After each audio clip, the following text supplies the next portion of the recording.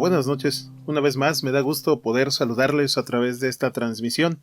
Mis estimados, hemos tenido ya este tercer viernes del año 2022. Estamos avanzando. Solamente nos queda un viernes y se habrá terminado el primer mes. Sin duda alguna, sé que cada uno de ustedes, hablábamos en las transmisiones pasadas, ha tenido miles de deseos, propuestas, algunas las estamos cumpliendo. Quisiera pensar en años anteriores cuando usted logró cumplir algunas metas, propósitos. Algunos lo hacemos más tarde, otros más temprano, más rápido. Algunos nos proponemos, luchamos con nuestra fuerza de voluntad, podemos cumplir lo que nos hemos trazado. Otros tal vez nos está costando. Unos tal vez lo estamos haciendo a una mayor edad, otros han incursionado en esas metas o propósitos a menor edad. Pero finalmente, mis estimados, todos cumplimos muchos de nuestros deseos que tenemos, también deseos que pedimos. Y entre estos propósitos y metas, quisiera preguntar qué tan fructíferos están siendo en su vida.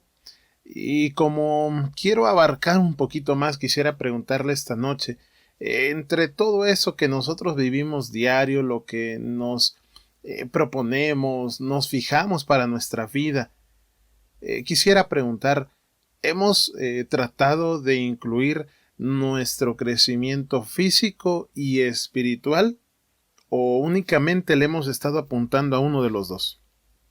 Porque con la respuesta que usted me pueda de alguna manera reflexionar, podríamos entonces entender si trabajamos pensando en los planes que Dios tiene para nuestra vida.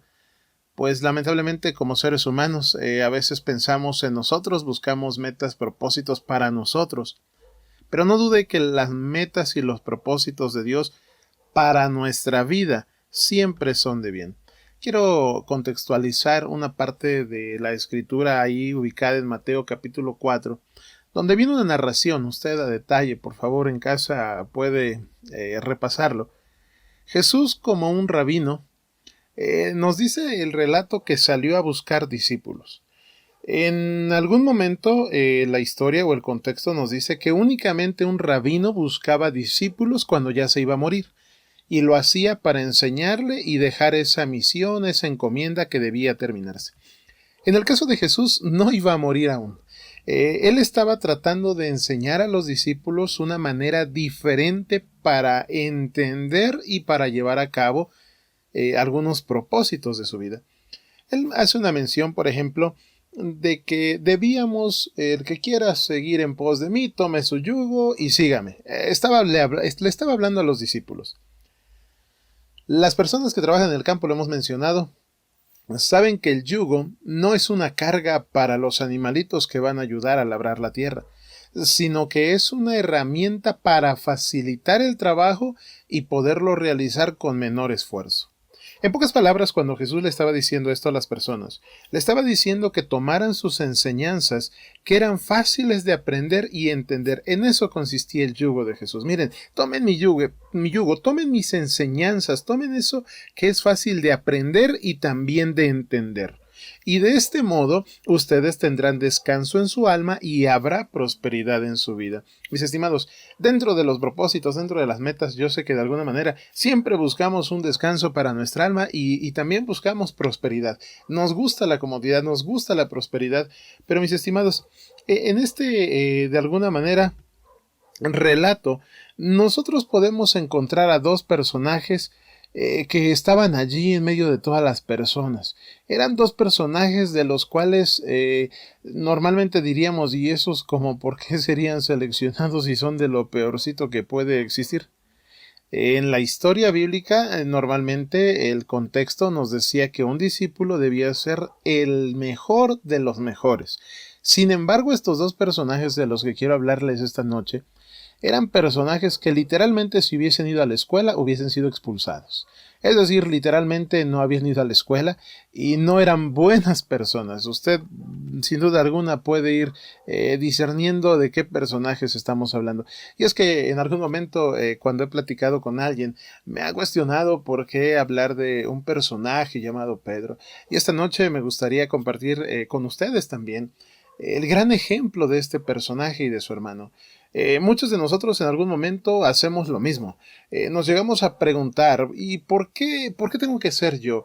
De alguna manera Dios nos pide algo, nos llama y a veces nosotros decimos yo, pero si no soy el más idóneo, yo no tengo una solución.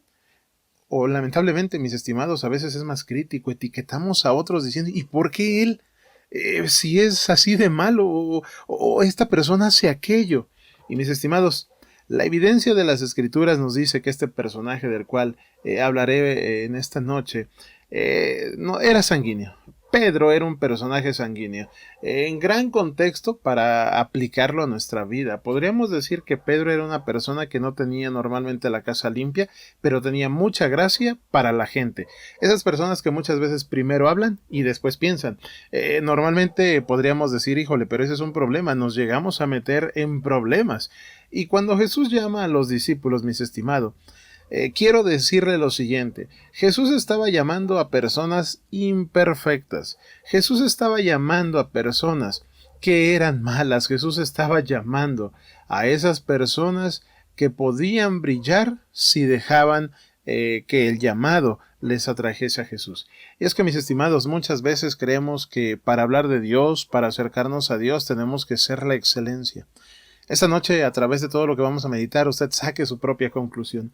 El libro de Juan capítulo 7 nos dice que en alguna ocasión había un lugar muy parecido a nuestros días, donde había una fiesta, el licor era abundante, las escenas bárbaras que se vivían allí, tremendas. ¿Y qué creen? Jesús entró a ese lugar. En cuanto las personas lo notaron, empezaron a murmurar entre ellos escandalizándose. ¿Cómo es que él se relaciona con gente pecadora? Y una vez que Jesús salió de ese lugar, ¿qué haces allí adentro con los pecadores? Y Jesús responde, miren, los sanos no tienen necesidad de doctor. Solo los enfermos necesitan al doctor. Y yo no vine a buscar a justos, sino a pecadores. Siempre hay gente que dice, yo no puedo ir a la iglesia, tengo muchos problemas, ¿qué voy a ir a aparentar? No quiero ser hipócrita. O peor aún, hay quien dice, ¿y tú por qué vas a la iglesia si eres así, asá? Y enlistamos todos los errores existentes. Nos desanimamos unos a otros. Imaginen, mis estimados, tener una enfermedad grave, un accidente y fue amputado nuestro brazo. ¿Qué vas a aparentar al hospital? Primero pégate el brazo y después vas al hospital. Oye, te cortaste, pues cose tu herida y después vas al hospital. Oye, ¿para qué vas a ir a sangrar ese lugar que huele a medicina? Mis estimados, el hospital es como la iglesia. Recibe a personas que necesitan ser sanadas y en este caso, personas que necesitan de un Salvador. Y saben, mis estimados, todo esto, cuando Pedro lo escuchaba, iba haciendo que aprendiera. Un día Jesús iba caminando ya con sus discípulos, y cuando Jesús iba pasando cerca de un ciego, le oyó gritar, «Hijo de David, ten misericordia de mí». ¿Y quién fue el primero en acercarse? Sí, mis estimados. El ciego invocó a Jesús, pero el primero en acercarse fue Pedro. «Oye, cállate, no molestes al maestro». Era una reacción y una respuesta de Pedro, un hombre descuidado. Cuando Jesús se acercó al ciego, le preguntó, «¿Qué necesitas?». «Quiero ver», respondió el ciego. Entonces Jesús hizo lodo, lo puso en los ojos de este personaje, lo manda al estanque, y la historia nos dice que el ciego se levantó y obedeciendo a Jesús fue a lavarse. Mis estimados, aquí hay una gran lección en la cual quiero hacer un paréntesis. El ciego se levantó sin cuestionar a Jesús. Quizá este ciego había visitado a los mejores doctores, había tomado las mejores medicinas y no había sanado. ¿Y Jesús solamente me unta lodo y yo obedezco y voy? Mis estimados, nosotros también podemos obedecer a Jesús, porque debemos estar conscientes que siempre que Jesús nos señale o nos pida algo, es por nuestro bien. Es como los padres a los hijos, difícilmente le van a pedir algo que les haga daño. Debemos aquí entender que la obediencia de este ciego le dio esa obediencia incuestionable, marcó la diferencia para que el ciego pudiera ver y al mismo tiempo le estaba dando una enseñanza a Pedro. Otra ocasión Jesús se encontraba predicando a un grupo de personas y entre esas personas había mamás. Y esas mamás tenían a sus niños, así que dijeron, ¿y si nos acercamos a Jesús y llevamos a nuestros niños? ¿Y qué creen? Una vez más el primero en hablar fue Pedro. Inmediatamente corrió a los niños y corrió a las mamás. Sin embargo, las mamás no haciendo caso, por lo tanto Jesús interrumpe y dice, oye Pedro, deja a los niños venir a mí. Mira a este niño, miren a este niño. Si no somos como él, no podemos entrar al reino de los cielos. Y es que aquí podríamos enlistar una temática completa acerca de qué significa ser niño. Mis estimados, los niños tienen fe. Los niños creen en sus padres. Y así es como nosotros debiéramos creer en Dios. Los niños no guardan rencor. Pueden lesionarse entre ellos quizá por la diferencia en un juguete, y minutos después estarán jugando y abrazándose y riendo. Un niño, mis estimados, pone sus esperanzas, su creencia, es más, su vida en las manos de sus padres. Y es de ese modo que nosotros podemos hacer igual con Dios, poniendo todo en sus manos. Y esto, mis estimados, era una lección que Pedro estaba aprendiendo. Así que no importa la edad que usted tenga, si ya es mayor de edad, si ya pasó la edad adulta, mis estimados, podemos regresar a ser hijos de Dios. Lucas 8 nos narra que entonces Jesús iba caminando hacia la casa de un sacerdote, pues su hija estaba grave. Y cuando iba pasando por la multitud, de momento entre esos empujones, la gente trataba de abrirle paso. Jesús se detiene y pregunta, ¿quién me ha tocado? Y pareciera ser que entonces el que más sabía contesta, porque el primero en hablar es Pedro y cuestiona, ¿por qué, maestro, preguntas quién me ha tocado? ¿Acaso no te das cuenta cuánta gente hay aquí? Parecía ser que Pedro sabía más que Jesús, pues la multitud que le estaba tocando era mucha. Y debo decir, mis estimados, que cuando nosotros caemos en el error de pensar que sabemos mucho, que los años que llevamos de experiencia son muchos como para equivocarnos, tomamos el lugar de Pedro. Pero a pesar de eso, la historia bíblica nos dice que al andar con Jesús, Él va a derramar bendiciones y nos va a ayudar, porque así lo hizo con Pedro. Derramó bendiciones y también le ayudó. De manera amable le explicó, mira Pedro, quien me tocó lo ha hecho de una manera diferente. Y usted conoce la historia, esa mujer quien le tocó estaba enferma de flujo hacía 12 años. Así que, otra ocasión, Jesús estando con los discípulos les pregunta, oigan, ¿quién soy? ¿Quién dicen que soy? Y mis estimados, de los 12 hay uno que levanta la voz y dice, tú eres el Cristo. Mis estimados, ese Pedro descuidado era lleno del Espíritu Santo. Y esto es una muestra de la esperanza que usted y yo tenemos, y cada uno de los que somos descuidados. De alguna manera, si aprendemos de nuestros errores, de nuestros descuidos, es otra victoria que Dios nos dará. Ese Pedro, de alguna manera, por estar en contacto continuo con Jesús, fue lleno del Espíritu Santo. Estaba en un proceso de crecimiento. Otra ocasión en el mar, en medio de la tormenta, los discípulos estaban en una barca y de momento ven venir un espectro, no lo distinguen y se espantan diciendo es un fantasma. Hay un momento en el cual se oye una voz con calma que dice soy yo. Y mis estimados, nuevamente el primero en contestar es Pedro. Desafía a Dios. Si eres Jesús, haz que vaya a ti sobre las aguas. En lugar de que se pusiera feliz porque Jesús estaba a punto de llegar, no, decidió correr un riesgo. Y es que muchas veces así somos los líderes, somos. Usted de manera consciente o inconsciente es líder. Nos atrevemos a tomar riesgos. Jesús estaba formando un gran líder y un líder en la causa de Dios. Ese corazón de orgullo, de un momento a otro, lo lleva a un susto. Estaba caminando sobre el agua, pero se llena de orgullo y eso lo lleva a un gran susto. Porque de repente mientras iba caminando sobre el agua, Pedro instantáneamente se hunde. Y aquí quisiera preguntar, ¿había tiempo de que Pedro le dijera excusas a Jesús del por qué se estaba hundiendo? No, mis estimados.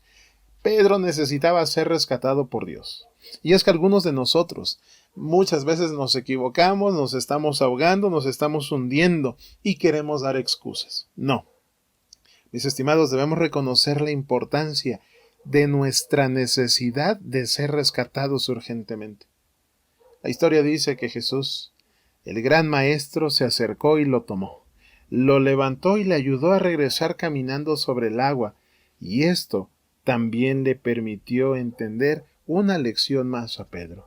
Y es que, mis estimados, cuando nos ahogamos por nuestros propios pecados, por ese abismo de nuestra propia culpa, Jesús nos va a sacar y nos va a restaurar si decidimos caminar también.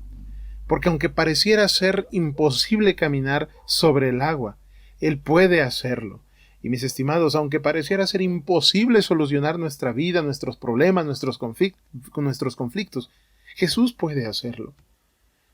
Llegando al barco, las aguas se calmaron y Pedro estaba remojado porque había aprendido una lección más. Cuando estaba siendo arrestado Jesús, estaba siendo golpeado, le arrancaban la barba con las manos, le habían puesto una corona de espinas, lo habían azotado, estaba sangrando ante Pilato, y entonces lo declara inocente con Herodes. Se da el caso donde Pedro niega a Jesús. ¿Cómo confundir a este hombre mal hablado? A este hombre que negó a su maestro, a este hombre que respondía sin pensar, a este hombre que parecía que la experiencia era todo. Mis estimados, de alguna manera, esto nos sirve para tomar un momento y una oportunidad de ver cómo, a pesar de esos errores, Pedro pudo reflejar a Jesús. Yo quisiera esta noche decirle, es importante atrevernos a hacer pruebas de vivir cada día con Cristo. Dejar que el poder de Cristo esté en nosotros. El poder de Dios es tan grande que pudo cambiar la vida de Pedro y puede cambiar nuestra vida. La semana tiene 7 días y usted tiene la decisión de vivir los 7 días con Cristo, o solamente 2, solamente 1, quizás 5. Pero Pedro, para lograr un éxito, vivió los 7 días de la semana conectado con Cristo. Es un proceso. Cuando Jesús intercambió la mirada con Pedro después de que lo había negado, la historia dice que Pedro salió corriendo y lloró amargamente. Él había prometido unas horas antes morir por Jesús y ahora lo había negado. ¿Pedro, me amas? Maestro, sí te amo. Pedro, ¿me amas? 3 veces lo preguntó. Si es así, Pedro, apacienta mis ovejas. Jesús le estaba diciendo, mira, Pedro, lo que hemos vivido atrás han sido pruebas, pero lo que viene para ti más adelante será más difícil y tienes que aprender. Ese hombre sanguíneo, mis estimados, se volvió uno de los hombres más poderosos predicadores de la era cristiana. Quiero solamente traer a su mente que después de ser golpeado y sangrado, subió a dar una campaña. Y qué honor era sufrir como su maestro.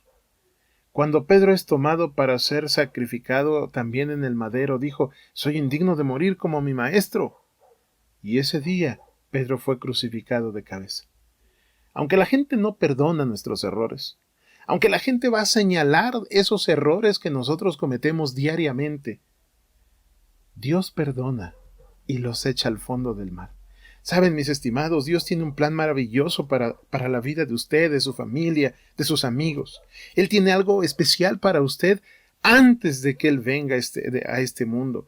No sabemos cuánto tiempo le queda a este mundo, pero sí sabemos cuán buenos son los planes que Dios tiene para nosotros.